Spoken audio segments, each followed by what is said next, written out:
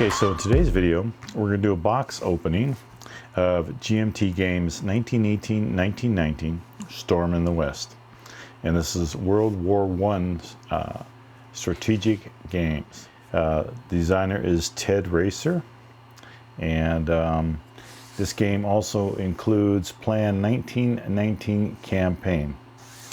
So a second game is included, so you actually have two in here. This is a 2-inch box width, and on the back here we have an example of the map, and this is the 1918 map here. We have some examples of the counters here, and it says right here 1918-19 Storm in the West is a 2-player game which also works well for solo play, so I'm looking forward to that so I can do some stuff on the channel with this game. Now I don't find a lot of World War I games, so it's kind of interesting to see how this is going to play out. World War I was kind of a really bloody and stalemate type of battle, so it'd be interesting to see how one works that in this particular map here. Units are mostly Corps and Division units for the U.S., whose oversized units were nearly the size of Allied Corps units. That's interesting. Did not know that. Large hex size, and it has a large map scale of 8 miles per hex. So that's a pretty good size here. And again, like I said, it has 1918 and it has a 1919 version on the back. So the map is dual side. Game contents: one back printed 22 by 34 map, one full-size counter sheet, one half-size counter sheet, 2 player aid cards, rule book, and 2 6-sided dice here. Time scale is a half a month per turn, so 16 days. Map scale is 8 miles per hex. Scales, division, and cores. Game complexity is a medium, so it's not a number 4 on the medium scale. So it's the lower end of medium. It's not too, shouldn't be too hard. And then number 7 for solitaire suitability at the high end, so it's the lower end of the high scale, but it's number 7, so it should be open itself up well to solitaire play. Again, game designer is Ted Raicer. Usual list of different people that are involved by GMT Games, I'm sure. Age 14 plus, 1 to 2 players, 4 hours time to play the game. All right, so let's open the box up. Always like unwrapping new boxes. Okay, so heavy gauge box, definitely GMT's newer games with the heavier gauge box, and it's a well-fitting box too. I'll tell you that. Oh, I don't know if I can do this on camera here. Oh, there we go. All right, well, that was pretty good fit on that box. All right. So we start out with the rule books on top, so let's take a look at those. Okay, so here's our rules for 1918-1919 Storm in the West. We have a table of contents here. It looks like optional rules start on page 18. So we got about 17 pages of actual rules, then we got optional rules, then we got scenarios starting 19, 20, 21, and then designer notes 25, and D elimin. I'm not sure what that is, 20, page 25, so we'll look at that here real soon.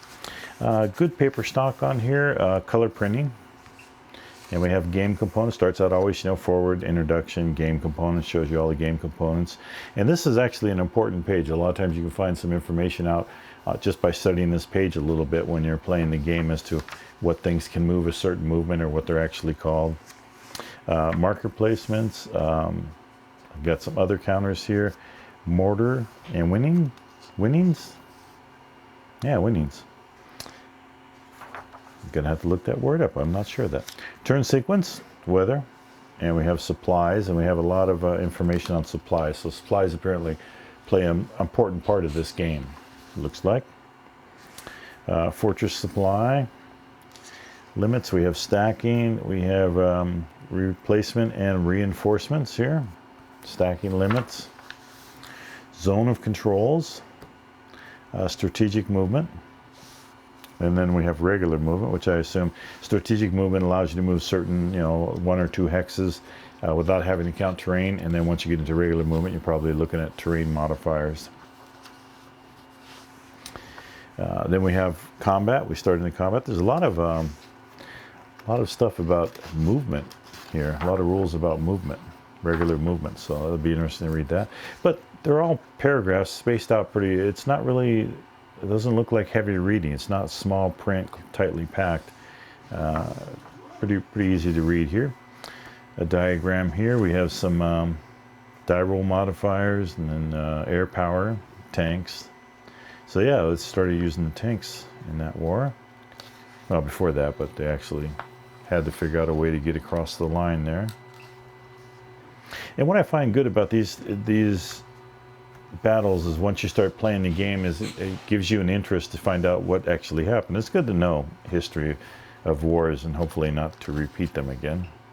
Tanks, artillery, and air units here. Infiltration movement, optional rules. So here we come into the optional rules right here on this page. Right here, and then we have the scenarios. Storm elsewhere. And the Ally offensive. And then plan 1919. So it looks like we have 3 scenarios that we could play. Which is kind of cool. And what else do we have here? Now that looks like it's all still part of this weather here, or this scenario here, and looks like that continues over to here too. Yeah, ally setup. And then we have designer notes, strategies for 1918. So it gives you some strategies here.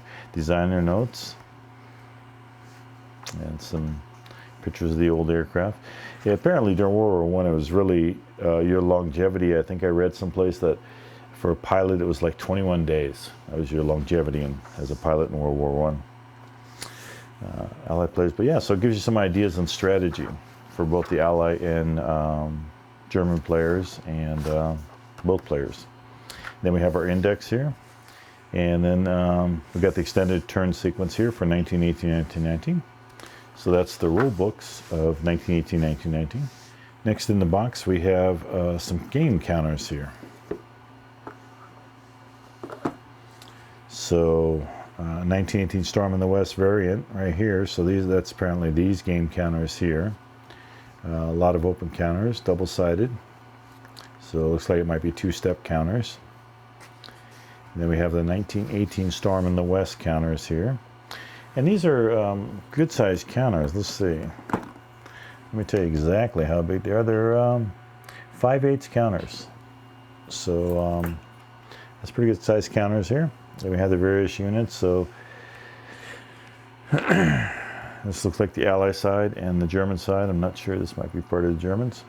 Nope, French. So we have out of supply, which we saw that had quite a bit of information there. Let's see.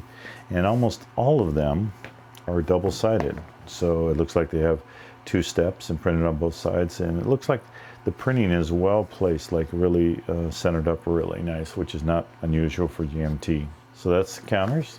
And then we'll have the maps, which we'll look at in a minute. So we have this nice thick box, but yet we have 2 die here, and we have this cardboard spacer in it, which is rather large. It seems like they could use the smaller box, but the good thing about that is that when you use the trays or anything you use to store the pieces, you have plenty of room down there, but that might be too much room when we go to store it. So we'll check out this map here in a minute. Let's look at our player aid cards. Looks like we have 2 of them here, and combat result table and replacement chart. So I guess you have replacements for that. And on the back side here we have terrain effects down here. Tactical bombing table, strategic bombing table, and 1919 replacement chart. So for the other game, and strategic movement. Germans get 4, Allies get 6. There you go. So the player cards, nice thick stock. They would hold up. I'd probably put them in a plastic sleeves just to protect them a little bit more. But yeah, very nice. I like the picture on it. Okay, so let's take a look at the maps. So good sized map. colorful, more colorful than I thought it would be, actually.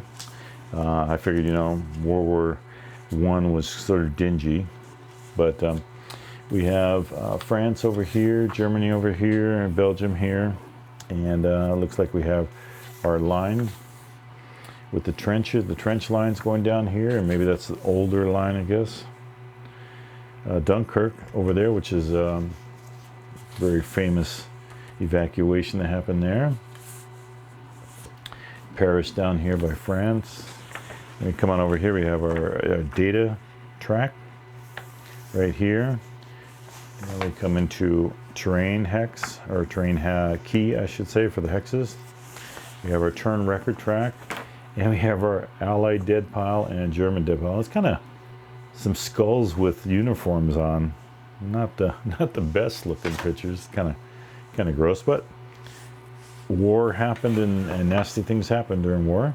It looks like we have some reinforcement areas there, some fortified positions. Forest, a lot of forest up here, dense forest here, and down here some forest. Different sized rivers, it looks like. So we have a thicker and a thinner as it winds down, meanders down through. And then we have the English Channel here at the top. So yeah, nice looking map. So let's look at the 1919 map. And it almost looks identical. I mean, there's a little bit difference here. But yeah, it looks very similar to the other side. And again, we have the same type of stuff on this side here. All of your tables, turn record tracks and everything. So that looks all the same. But yeah, so it'd be interesting to see how this plays out. So this is actually copyrighted in 2020, so it's not that old of a game. All right. So that's the map for 1919. We'll put it back, everything back in the box. So it's not, you know, if you're looking for something like the Civil War has a ton of counters and everything. This one doesn't have a ton of counters, but it does include two interesting games for a time of war that's not covered very much in game form. So I look forward to playing this. Hopefully if you've liked this presentation and you like the channel, please do subscribe. That helps out the channel. And thanks for watching this, and hopefully we'll see you in the next one.